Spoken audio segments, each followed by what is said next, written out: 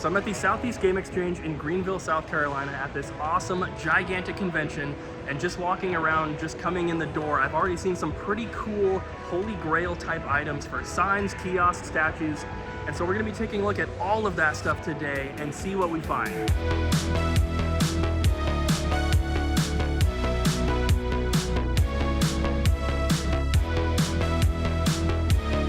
So, as you may or may not know, I love collecting signs and kiosks and statues and all that kind of stuff.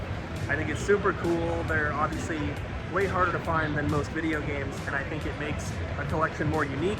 I love seeing that kind of stuff, and there is some really, really cool stuff here that I'm super excited to show you guys. Collecting this type of stuff is honestly one of the most expensive ways to collect anything that's kind of video game related, maybe aside from like factory sealed graded games.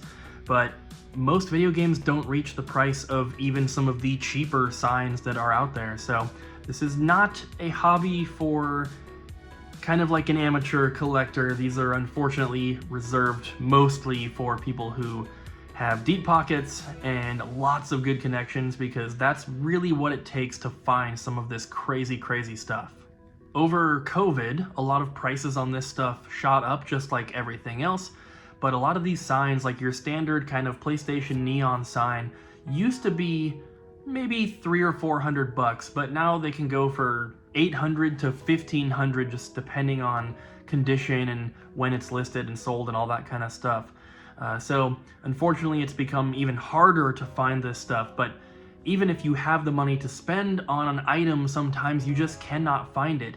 There are signs, kiosks, and display type items that are known to exist, but there might only be a handful of examples out there, so it's nearly impossible to find some of this stuff. That is probably one of my favorite pieces that I've seen. You guys know I'm a big Donkey Kong Country fan, and that thing is awesome, but I can't afford it, of course. So, you deal with a lot of kiosks and signs and kind of stuff like that. So what is it about that stuff to you that makes it so appealing, special, fun? Yeah, definitely. I always went to like stores growing up, just like everyone else did, and just thought it was. I was always just blown away by the signage. And when I grew up, I was like, oh, I'd love to own some of this someday. I even worked at Best Buy back in the day, and I started taking signage home. That's kind of what started this whole thing. And then I got into collecting and reselling full time, and realized that, man, this is a really big market. I think once COVID hit, everyone's at home staring at their empty walls. How do I fill those walls? And a lot of people started collecting kiosks and displays and became a lot more mainstream and acceptable. And yeah, it just kind of took off from there. Very cool. I think everyone loves to see that kind of stuff. You got the Donkey Kong and Beetlejuice over there. It's always super neat to look at because it's, you know, like we can walk around and see all these games at every booth, right? But you're not going to see a Donkey Kong standee or a Mario statue. Yeah, stuff that's really hard to replace, stuff that has provenance to it. Like, I love employee stuff, I love display stuff, kiosks, and be able to touch my call history. It's really special. So, what is this unit? This is a Nintendo test station. They used it at service centers back when you could bring your systems in. Take the yellow test cartridges, stick them in here. The Super Nintendo piece is an add-on piece, come out at a little bit later date. Original monitor, fully rotation, everything works. Fine system, you don't see it all. Yeah. Very, very cool. Yeah, thank you. All right, so who do we have here today? All right, my name's Adam Prager. I'm an NWC collector. That's the 1990 Nintendo World Championships. The Nintendo World Championships happened in 1990. They toured 29 different cities. They did LA twice, so it was 30 different events, and then it ended up at Universal Studios in Hollywood, where they crowned 3 champions, the 11 and under, 12 to 17, and then 18 and up categories. There was 30 people from each category, and then it dwindled down to the 3 final winners, which was Jeff Hansen, Robert Whiteman, and Thor Ackerland, which everyone knows of.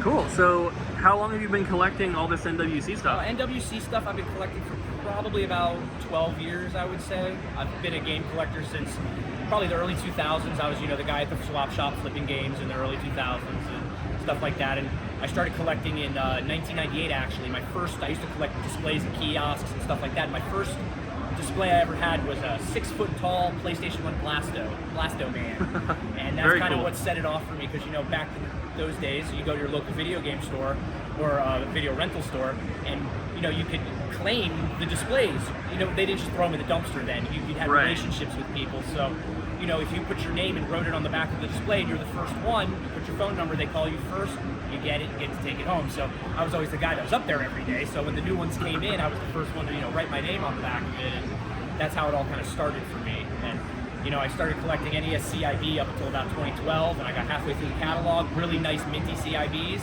And then I wasn't going to finish. It was getting harder. Prices started climbing in the early 2010s, and I started going out into more oddities like Nintendo World Championships, employee items, more of the really niche things that people don't really know about. Yeah, and I don't have any NWC stuff, but I love the whole collecting side of kiosks and statues and promo stuff and signs and everything, because it's way different from collecting video games. Like, not only are prices, super high, but things are just really hard to find. Yes. And sometimes money doesn't buy it. Right. Relationships buy it. Yeah, even if you have the money to spend on a particular statue, you can't find them. And that's why I think it's so cool to collect that kind of stuff, because it's just... It's not something you go on eBay and just buy it now. Right. Yeah. Anyone that has enough money can build a complete library of almost any console. This takes time. Right. A lot of hard work, a lot of digging through the trenches. It's a lot. Yeah, a lot of building up relationships and meeting some are people. Definitely, there are some quick eBay buys, definitely for sure, but there are some that you have to track people down, and you scour through Instagram posts or old Nintendo Age posts and look at pictures and try to track down certain items and where they are. Like, one of the items I have over here actually is Howard Phillips, one of his personal badges, and back in 2013 on Nintendo Age, Howard Phillips sold his... If you're not familiar with Howard Phillips, he started Fun Club News, Nintendo Power. He was really instrumental in the beginning of Nintendo in the early 80s. And he had 3 separate badges and his cart that he auctioned off on Nintendo Age. And I thought it was one of the coolest things. And that was right around the time I started collecting NWC stuff, 2013. And I had missed it and didn't get to win it, but through my travels, I had found it, tracked it down, and there's one of his personal badges. And that's probably very cool. One of the coolest pieces that I do have, I think, because Howard Phillips is a celebrity. He's almost a Miyamoto, Right. Yeah. So I definitely love having that in my collection. Awesome. It's definitely cool. So, are you excited about the new NES? Yes, I'm very World excited. Championships. I'm a little disappointed they didn't put the original in there, but I understand for licensing issues they can't, because they don't own Tetris and they have to pay royalties, make deals, and all that. Right. But I thought it was interesting because I've been setting up this display for about a year now and planning it, and just by luck, next week it's coming out, and then I'm going to be at the Long Island Retro Gaming the 9th through 11th, so I'm going to be talking with them, hopefully be able to set up some kind of, maybe a TV with either a reproduction cartridge of the 1990 version, or maybe we can set up both and you can play online while you're here. So we're gonna figure that out in a couple weeks. Very cool. Thank you so much for talking with me. Thank you so much, man. Check out the Ocarina of Time skateboard with a handlebar, so maybe it's technically a scooter? Either way, that thing is super awesome. All of the people that deal with these types of items, even the people that are just selling them, they really know what they're doing. They have obviously a very good eye, and they make these connections that are necessary to find this stuff. But you can tell, even the people that don't seem to collect and they just sell it, they really do have a passion for it. And it's really cool to see and talk to these people, because there's so much joy in finding an uber rare piece like some of these signs or kiosks can be. And I share the same passion that they do. So having conversations with these people, a lot of them off camera, it's just very rewarding to be able to, share in this hobby, not just of video games, but in the niche of signs, kiosks, employee items, promo things, stuff like that.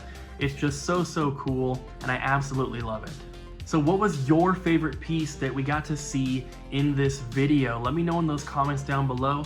There's a lot of really cool stuff, but for me, I think it is that Donkey Kong Country standee.